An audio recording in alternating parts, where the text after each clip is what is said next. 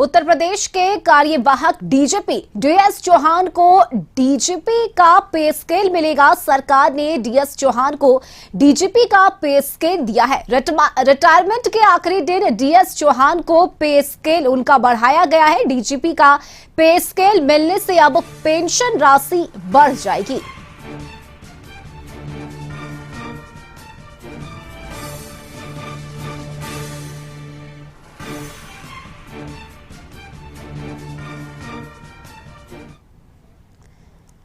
उन्नाव से खबर सामने आई है, जहां बिजली विभाग की बड़ी लापरवाही देखी गई है। अचानक पूरे गांव के घरों में एचटी लाइट दौड़ गई और आपको बताएं कि एचटी लाइट की चपेट में आने से कई लोग झुलस गए। एक व्यक्ति की मौत भी हुई है। वहीं विभाग की लापरवाही से ये मौत हुई है, जिसके बाद ग्रामीणों में आक्रोश है। 2 लोग गंभीर रूप से झुलसे हैं, जिन्हें सीएचसी में भर्ती कराया गया है। वहीं एचटी लाइट उतरने से दर्जनों बिजली उपकरण जल गए हैं और घटना की सूचना मिलने के बाद बिजली की सप्लाई काटी गई।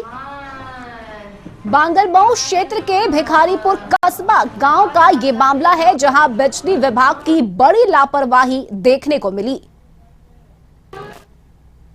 ये अभी हम लोग पढ़ रहे थे, अब पता नहीं कैसे और बत्ती मार दी लाइट। क्या कर रहे थे चाचा आपके? चाचा पता नहीं कुछ पंखा जैसे लगा रहे थे, हमको पता नहीं। अब जब चिल्लाने लगे सब जने तब हम लोग दौड़ के गए। तब जान पाए आप लोग? तब हम लोग जान पाए। डॉक्टरों ने क्या कहा? डॉक्टरों ने अब बताया, देख रहे हैं अभी कुछ बता ही नहीं रहे। बहराइच में बस्ती से भाजपा विधायक सुरेश्वर सिंह की गाड़ी हादसे का शिकार हो गई है। कुंडासर के पास गाड़ी पलटने से यह भीषण हादसा हुआ है। वहीं हादसे में उनके परिवार के कई लोग घायल हुए हैं, जिनमें से एक की हालत गंभीर बताई जा रही है। वहीं घायलों को इलाज के लिए जिला अस्पताल में भर्ती कराया गया है। उधर एक की हालत गंभीर देखते हुए चिकित्सकों ने लखनऊ रेफर कर दिया है। दुर्घटना की सूचना मिलते ही डीएम और सीएमओ अस्पताल पहुंचे।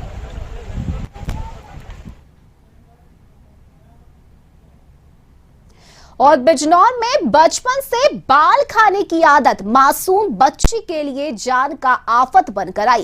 पेट में दर्द होने की शिकायत पर जांच में मासूम बच्ची के पेट में बालों का गुच्छा होने का खुलासा हुआ है, जिसके बाद घंटों कड़ी मशक्कत के बाद आखिरकार डॉक्टरों की टीम ने सर्जरी के जरिए पेट से 2 किलो से ज्यादा बालों का गुच्छा निकाला है और इस ऑपरेशन को सफल बनाया है। बिजनौर शहर की रहने वाली महज 14 साल की बच्ची पिछले कई सालों से चोरी छिपे बाल खाने की आदी थी, जिसके खुलासे होने पर उसका सफल ऑपरेशन किया गया।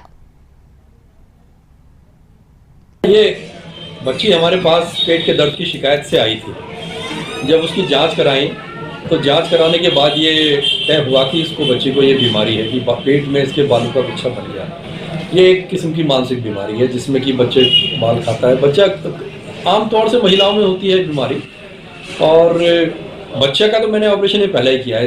इससे पहले जो 4 ऑपरेशन मैंने किए थे इस किस्म के, वो सब बड़ी महिलाएं थी, 35-40 उम्र की, साल उम्र की।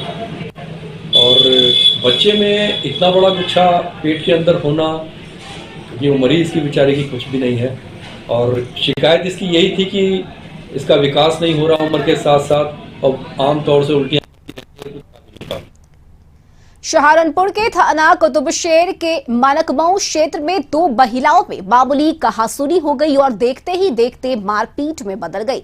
महिलाओं ने एक दूसरे पर ईंट और बेल्ट से हमला भी किया। मारपीट का वीडियो सोशल मीडिया पर वायरल हो रहा है। हालांकि कशिश न्यूज इस वायरल वीडियो की पुष्टि नहीं करता है। वहीं मारपीट में घायल हुई एक महिला का आरोप है कि उसने संबंधित थाने में तहरीर दी, लेकिन उसकी तहरीर नहीं ली गई और दूसरे पक्ष की तहरीर चौकी इंचार्ज ने ले ली। बुधवार को महिला एसएसपी कार्यालय पहुंची और उसने इंसाफ की गुहार लगाई है।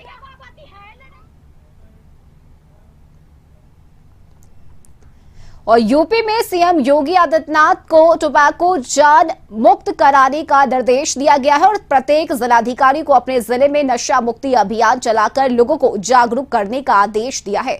वहीं रायबरेली के गुरु बक्सरगंज क्षेत्र में बिजली विभाग के जेई अमृतलाल ने अपने ऑफिस में बैठकर सिगरेट पीते वो नजर आए और इसका वीडियो वायरल हो रहा है। हालांकि कशिश न्यूज इस वायरल वीडियो की पुष्टि नहीं करता है। वहीं सिगरेट पीना स्वास्थ्य के लिए हानिकारक है, लेकिन जेई को अपने सरकारी ऑफिस में खुलेआम सिगरेट पीना कहां तक उचित है।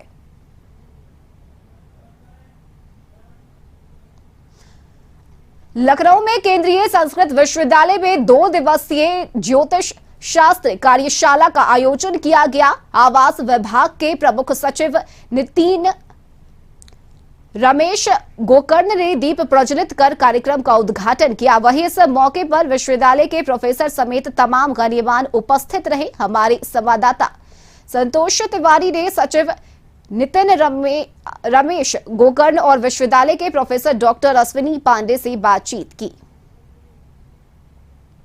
अश्विनी जी, ये बताएं कि कार्यशाला किस तरीके से हो रही है? जी देखिए, यह ज्योतिष शास्त्र की कार्यशाला है जो कि आकाश गंगा की पुरानी प्राचीन जो हमारी गणितीय पद्धति है, ग्रह स्पष्टीकरण की, आकाश गंगा में जो भी तारे नक्षत्र इत्यादि है उनकी गणना की, और वह आज भी सटीक कैसे बैठेगी, किस तरह से बैठती है, उसमें अगर कुछ कमी है तो कैसे दूर की जा सकती है, इसके लिए यह कार्यशाला आयोजित की गई है।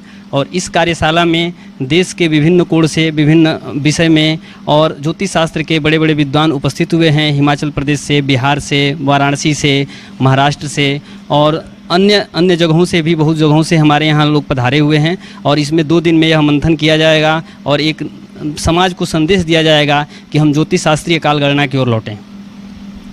इसके लिए आप बच्चों को अपने किस तरह से उत्साहित कर रहे हैं? जी, हम लोग अपने बच्चों को बेसिकली पहले जो हमारी भारतीय गणित पद्धति है उसको पढ़ाते हैं, और भारतीय गणित पद्धति को पढ़ाने के बाद से फिर से ज्योतिष शास्त्र की शिक्षा देते हैं। और ज्योतिष शास्त्र की शिक्षा देते हुए ग्रह गणना जहां एक बार हम लोग बोर्ड पे या फिर व्हाइट बोर्ड पे या फिर कॉपी पेन से बताते हैं, वही आकाश गंगा में हमारे यहाँ टेलीस्कोप है या नग्न आँख से भी हम ग्रह नक्षत्रों को दिखाने का प्रयास करते हैं और दिखाते भी हैं।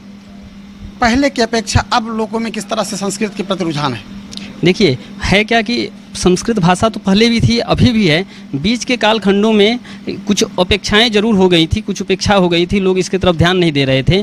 लेकिन जैसे जैसे हमारे अंदर संस्कृत की विलुप्तता हुई, संस्कृति का नाश हुआ, हमें पुनः लगा कि हमें संस्कृति की ओर लौटना चाहिए। और संस्कृति की ओर लौटने के लिए सबसे बड़ी जो उपलब्धता है वह यह है कि हमें संस्कृत भाषा में हमारे ऋषि मुनियों के द्वारा रचे हुए ग्रंथों को पढ़ना पड़ेगा, और उसको पढ़ने के लिए गुरु के शरणों में आना पड़ेगा। और गुरु के शरण में आकर के निष्ठा भाव से श्रद्धावान लभते ज्ञानम इस वाक्य के द्वारा ज्ञान अर्जित करना होगा। साथ नितिन गोकर्ण जी हैं जो उनसे हम पूछेंगे। इस कार्यशाला में आप आए और आपको कैसा लगा? और नई पीढ़ी संस्कृत के प्रति जुड़ रही है, और जो सिलेबस भी है अभी थोड़ा उसमें ट्रेडिशन मॉडर्न दोनों चीज़ों का मिश्रण एक तरीके से हो रहा है, जिससे कि आगे आने वाले समय में समाज को बहुत बड़ा कंट्रीब्यूशन दे सके।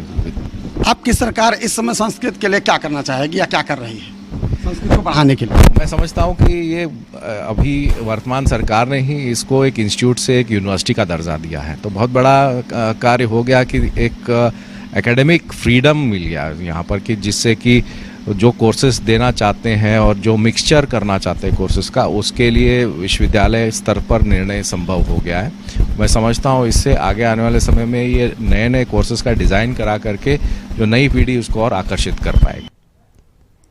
सहारनपुर के थाना कुतुबशेर क्षेत्र के शारदा नगर में रबर टायर बनाने की फैक्ट्री में आग लग गई, जिसमें फैक्ट्री पूरी तरह से जलकर राख हो गई है। अग्निशमन विभाग ने मौके पर पहुंचकर आग पर काबू पाया। फैक्ट्री के अंदर रखे बिजली ट्रांसफार्मर के चिंगारी से आग लगने की आशंका जताई जा रही है।